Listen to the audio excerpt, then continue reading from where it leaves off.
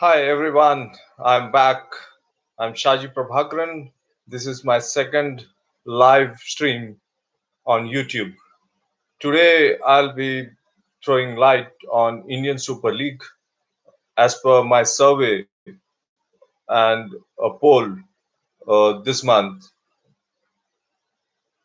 Many of them in Indian football given Indian Super League as the best development initiatives in Indian football in last decade. That's 2010 to 2019. Indian Super League, which was launched in 2014 with 8 teams, has no doubt made a huge impact on Indian football.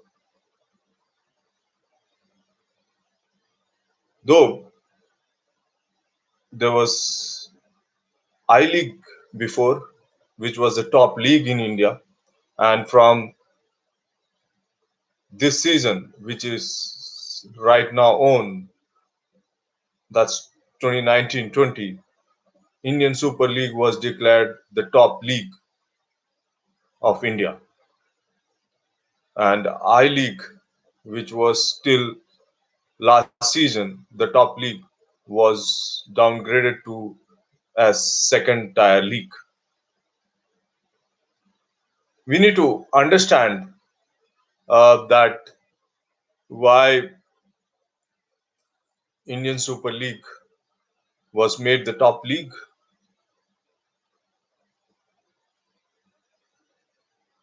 This is very much was part of the contract which the Reliance IMG signed with All India Football Federation in the year 2010, where any league or a new league, whenever it will be launched, that would be the top league in the country. But it did not happen when it was launched because the official recognition of the Indian Super League from Asian Football Confederation only came in the season 2017 and 18 when Indian Super League also expanded to 10 teams with the inclusion of Bangalore FC and Jamshedpur FC. And it was a great addition, no doubt, because that enhanced in every way the personality of the Indian Super League.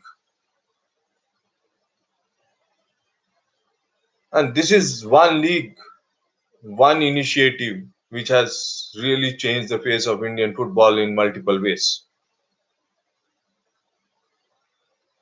If we look into players, especially Indian players, no one will say that the Indian Super League did not add value to their life, their career, and it only made them, motivated in every way. Because with the start of Indian Super League, the players started getting better facilities, and not only those facilities, but the salaries were well on time, which was very transparently done, and the players uh, did,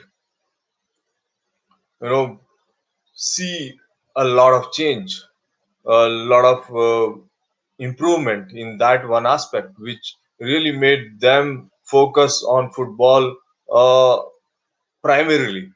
Otherwise, previously, few of the clubs were not able to pay players on time. The facilities were not identical. They were. It all depends upon which club you are playing and what is their financial strength. So we can't also blame those clubs as well before, because it was not easy for them to get that kind of funding. But important is the Indian Super League. When it came with a huge, you know, uh, funding and investment, and the kind of people got involved in the Indian Super League, that also made a big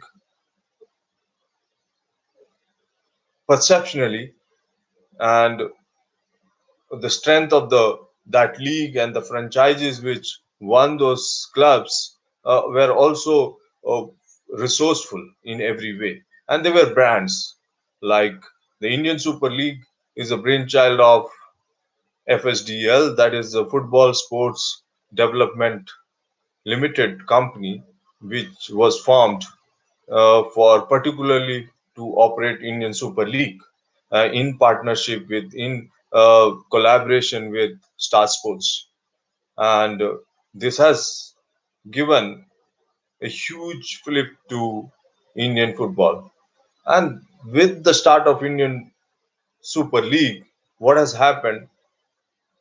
It got connected with the fans, those fans who were not inclined to Indian football. They were mostly connected to uh, global clubs, English Premier League, Spanish League, Italian Bundesliga, and other French leagues. But they also started following Indian football. And that has really created a lot of opportunities and a lot of engagement. And the kind of promotion Indian Super League did, which Indian football has not seen in its history. So that all was a big plus for Indian Super League. And then some big stars came into Indian Super League from the very beginning. Those World Cup winning players of Del Piero, Roberto Carlos. Uh, there were many stars who came. Uh, One can always talk about whether they perform on the field. Robert Perez, uh, many other stars came. But the important thing was at that time, I believe, it was the whole marketing initiative. And this has captured the attention of the world, which was very important. And that's how these elements were added, I believe. And that's how the cost of operating a franchisee and the league were very high at that time. But now the league has completed its sixth season this year. This The latest champion is Athlete 80K, which is now won a record third time the title, which is a record. And the only other two franchises won the Indian Super League is Chennai two times and the Bangalore FC. And out of 10 teams, only three teams have won. The important thing is now this season, the league topper FC Goa got the direct entry to AFC Champions League, a group stage entry, which is a great motivation for Indian football, and it also encouraged the players, because playing at that level at the AFC Champions League, it will definitely provide more exposure to our players, and we will also improve uh, in the coming season uh, to put a team which would definitely compete at the Asian level, because this is the right step, and that's how the entire ecosystem of the league football structure will get motivation.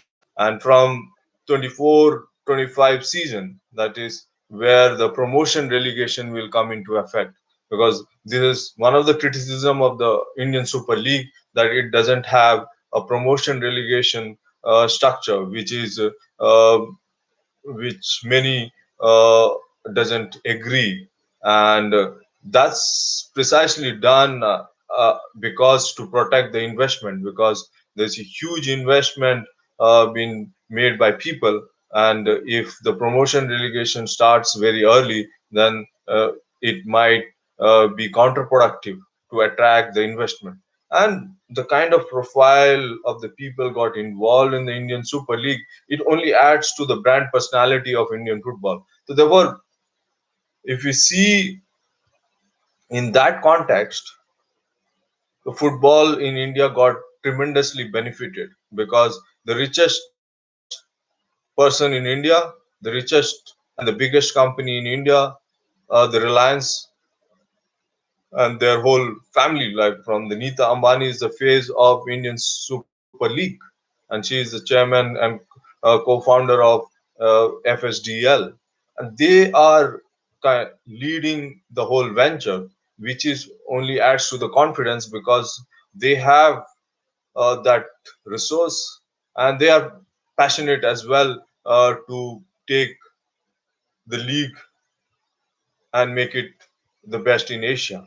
So therefore, we as a fan, we need to think that this will only add to the value to Indian football, and how this can get expanded, that is very important because India is a huge country, and we can accommodate 20 clubs or 24 clubs, depend, and how we can structure those 24 clubs going forward, because it's important. We need to see how our players can play more matches, and it can really become pan India. Now it is in 10 cities.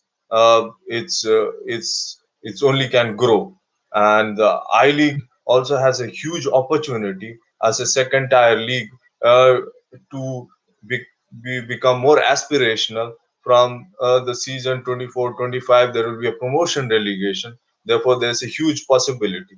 So therefore, what this structure can accommodate 400 to 500 clubs going forward in a 10-year plan, if somebody thinks bit in a broad sense, because in India we need that number of club, and ISL being the top league which really brings everyone together and is the product which is a real mm, value to everyone, and the big corporates are getting involved from the very first day. The Reliance, definitely they initiated, they are the partner with All India Football Federation, and Hero Motocorp joining as the title partner for Indian Super League is also shows that the corporate believes in the product, and and in the initial years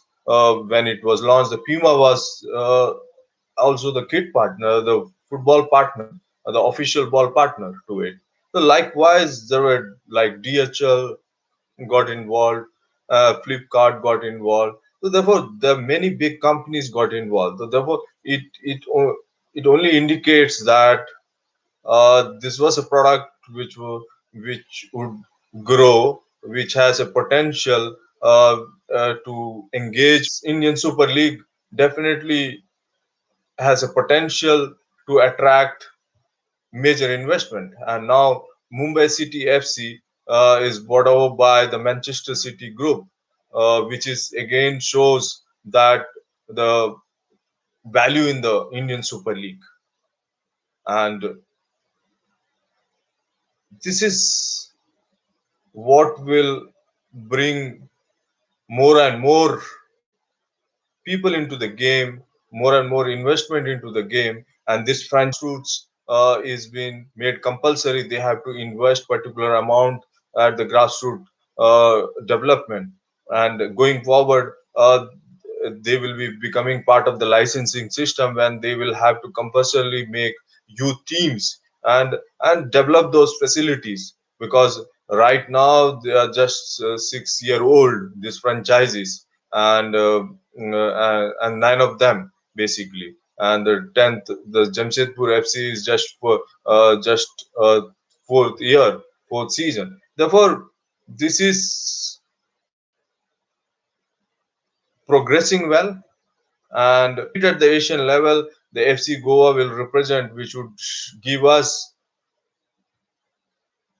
where we stand. But this is the first time ISL team going to play at that level. But from that experience, teams will start to invest in the right players, and that should motivate Indian players, because ultimately Indian Super League should be able to make Indian players more competitive, and Indian Super League must become a platform where the best of the scouts from Europe can get the talents and take Indian players to Europe, and that's quite possible. And what I feel is the Indian Super League must have a 3+1 rule for foreign players, because that's what the Asian Football Confederation proposes. And as per Champions League regulation, AFC Cup regulation, this is mandatory. Therefore, when the teams are playing in Indian Super League, and when they qualify for AFC Champions League, they need not to make uh, changes in their squad. They need to readjust. So that need not to happen if we continue, if we follow that 3+1 rule, because that has a multiple impact, because it will help Indian players more opportunities, more game time, and and that would further boost youth development, more players coming into the system in India. And also, what will happen is, because as we are going through this massive crisis uh, across the world, and there will be stress on investment coming in sponsorship, broadcasting values.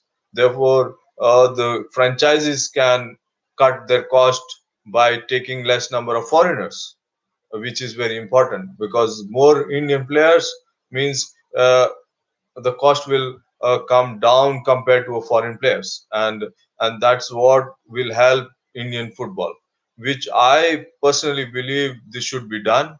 I know there are practical difficulties, because some of the franchises already gone and signed many foreign players, and that might not happen this season. All the clubs might not agree, but going forward, the league management and the AIFF can put a timeline to see that every club in India follows that rule, and this should become part of the licensing system, which would ultimately, beneficial to Indian football, because our players need game time, and if they get sufficient game time, that competitive environment, then we can get better results when the national team plays, which is very important, because we cannot say that we are not able to find a player in that one particular position or two different positions, because